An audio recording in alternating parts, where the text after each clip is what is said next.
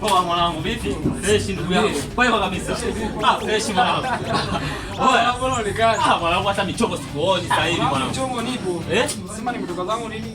Kasi hapo kati sasa. Hapo shida nini mwanangu? Mbona naona kama mwili umepungua sasa hivi mwanangu? Bishevishe, unaelewa mwanangu. Mambo mengi kazi nyingi mwanangu.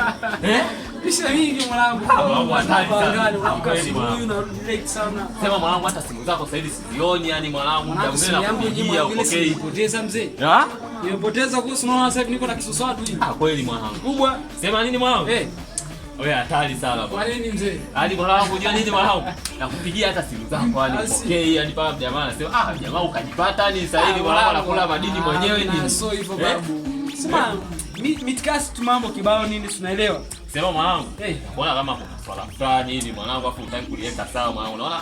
Sikuelewi sasa hivi ndugu yangu. Swali gani hilo rafiki yangu? Mimi kabisa nakuona kabisa mwanangu kama tani hivi. Yaani sawa hilo ndio. Unajua tatizo nini mwanangu? Mambo mengi yafanywa nikiongea na Kiswahili. Nini shikaji wangu? Sikiza shida kuelewa hata sio sababu gani. Pia siri kidogo ushauri. Sasa mimi ushauri wangu mwanangu, mimi nitaongea na shemeji.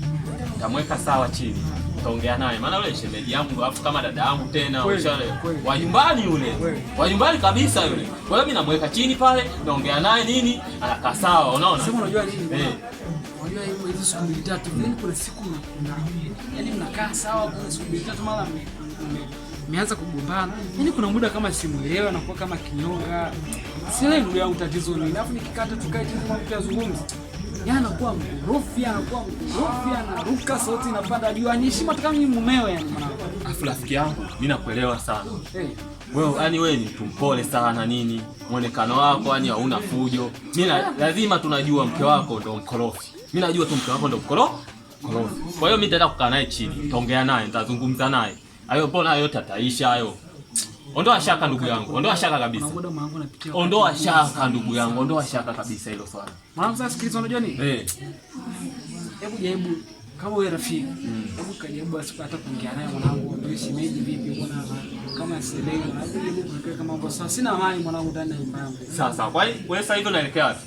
Mwanangu sasa hivi niko na matikazi mara moja hivi, kuna issue moja nimepigiwa pale hivi. Kuna ambao nilikuwa naenda kuziangalia nitakuwa ziende kule kiwandani. Hata kwa sababu yule nani shemeji katokea pande za home ni kama dada tena. Mimi naenda kwako hivi. Naenda kuzungumza naye.